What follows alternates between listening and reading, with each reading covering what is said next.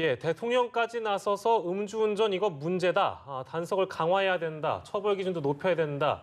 문화를 바꿔야 된다. 정서를 바꿔야 된다.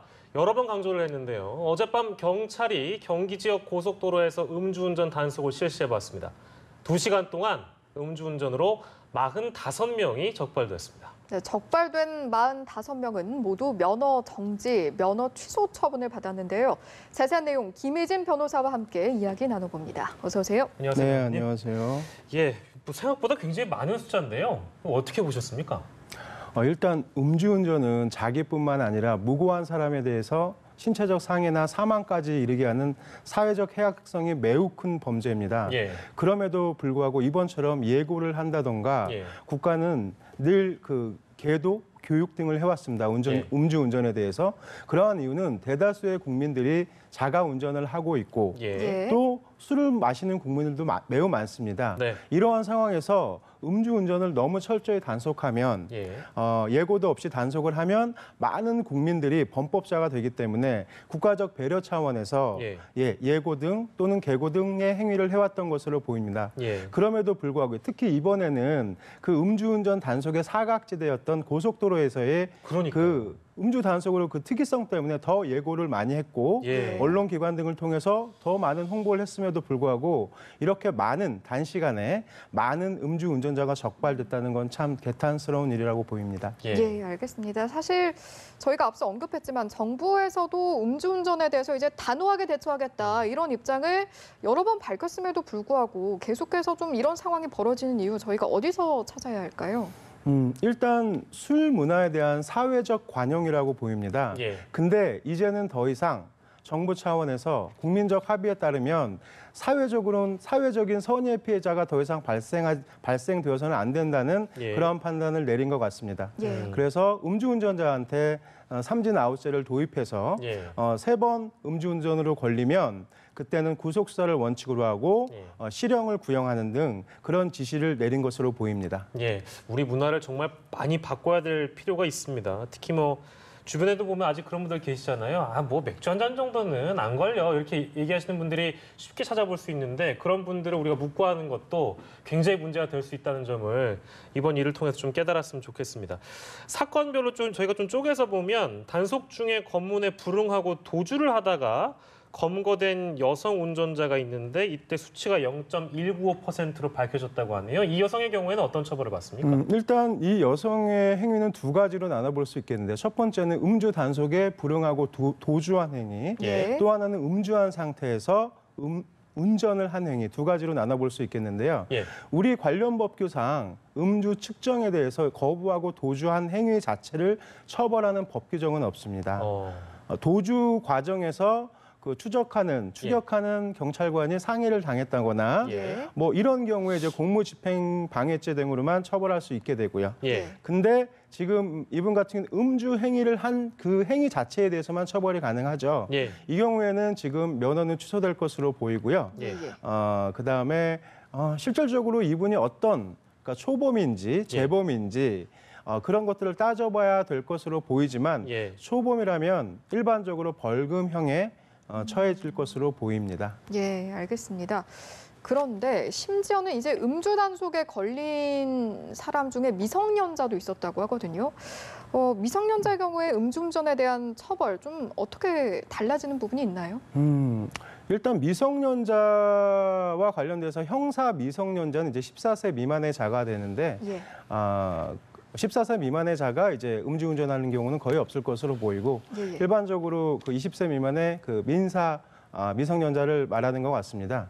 이 경우에 미성년자라는 건 아직 완성된 인격체가 아니기 때문에 사회적으로 법적으로도 관용을 좀 베푸는 경향이 있습니다. 그래서 특별히 별도의 법 규정이 있는 건 아니지만 수사 단계나 법원 재판 단계에서 좀 더 경하게 예를 들면 낮은 벌금형을 부과하거나 선도조건부 기소유예를 하거나 더 많은 기회를 주고 있는 게 실정입니다. 반복해서 저희가 음주운전 관련해서 많이 짚고 있는데요. 제발 좀 술 한 잔이라도 드셨으면 운전대는 놔야 되겠습니다. 두 번째 주제 영상으로 넘어가도록 하겠습니다.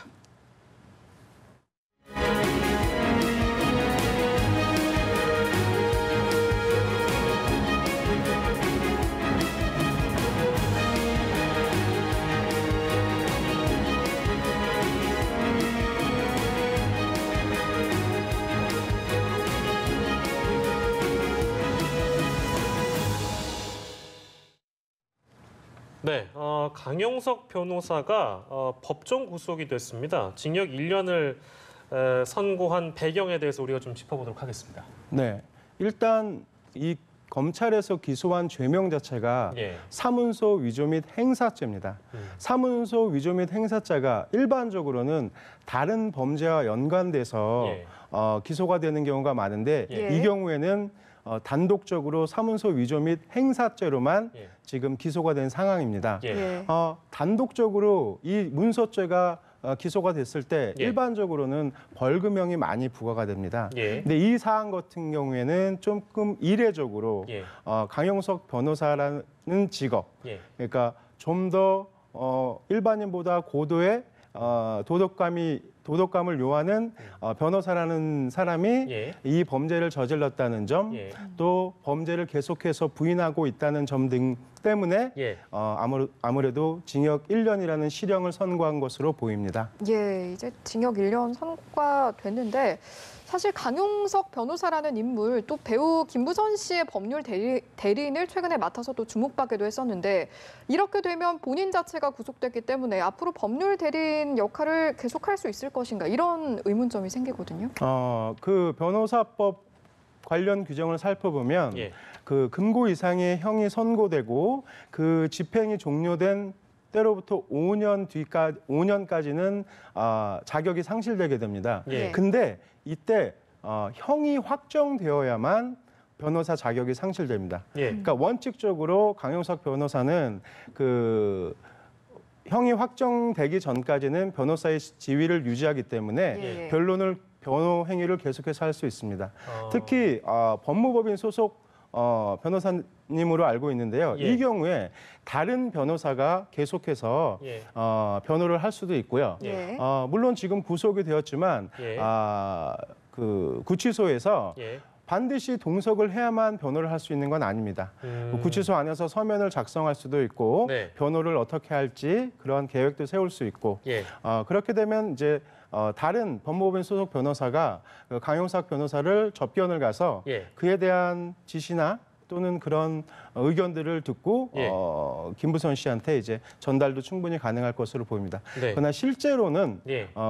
비구속 상태에서의 변호 활동보다는 예. 상당한 제약을 받을 것으로 보입니다. 그러니까 사실은 김부선 씨 입장에서는 지금 본인과 관련된 소송건들을 구속이 되어 있는 변호사한테 맡기는 것보다는 혹시나 뭐 다른 변호사한테 이걸 의뢰할 수 있다면 그것이 좀 더 낫다면 더 유리하다면 그쪽으로 나아갈 수 있는 방향도 있는 건데 네, 저희가 맞습니다. 앞서서 이제 짚은 것은 강용석 씨의 변호사 자격이 상실되는 것은 아니나 네, 맞습니다. 그 아까 말씀하신 형이 확정된다는 개념이 있잖아요. 그러니까 네, 이것은 맞습니다. 결국엔 최종심에 대한 부분을 얘기하는 건가요? 네, 맞습니다. 그러니까 아. 우리 그 형사법은 3심제를 예. 채택하고 있는데 원심이 형이 1심이 형이 선고되면 이 그 항소 기간이라는 걸 주어집니다. 그래서 항소를 하면 예. 형이 확정되는 게 아니라 예. 다시 2심에서 한 번 더 다툴 기회를 주고 예. 또 3심에서 예. 상고를 하게 되면 3심에서 다툴 기회를 줍니다. 예. 그래서 선고 후에 확정이 되는 일정 기간이 필요한데 예. 그때까지는 아직 재판이 끝난 것이 아니기 때문에 예.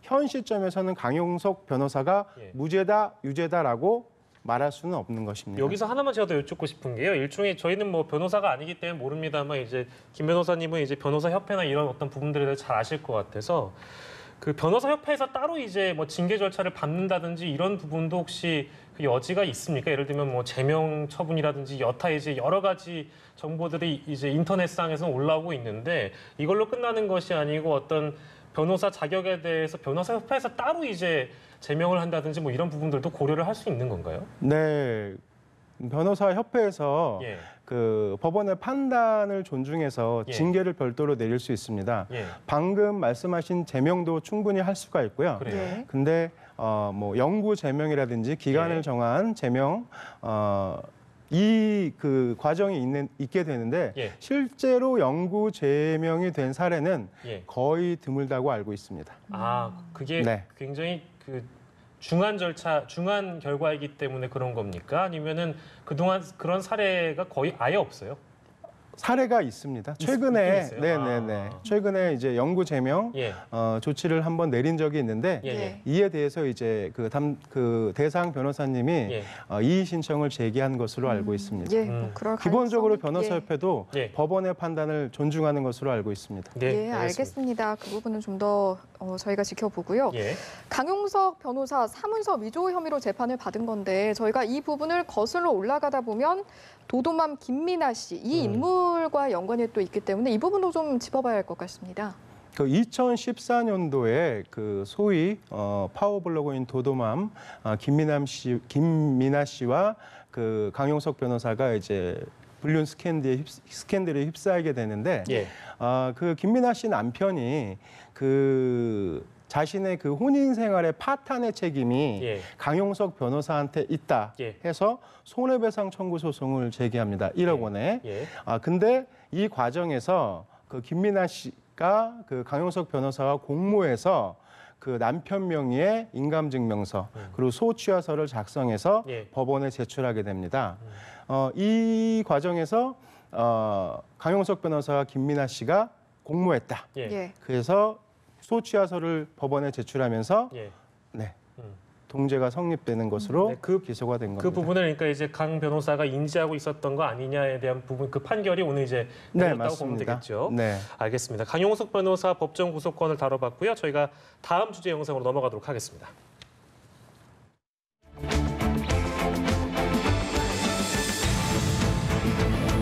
신경 좀 말씀 부탁드릴게요. 성실히 임하겠습니다. 동영상 보낸 건 인정하시나요? 왜 보내셨나요? 강요 협박 목적으로 보내신 거예요.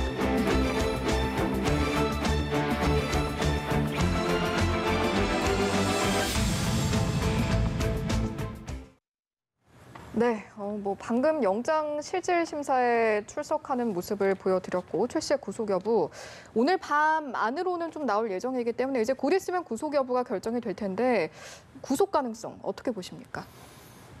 이 사안 같은 경우에 지금 쌍방 폭행 혐의로 고소가 돼 있는 사건인데 특히 구하라 씨의 전 남친 같은 경우에는 소위 말하는 리벤지 포르노 혐의까지 받고 있는 상황입니다. 예.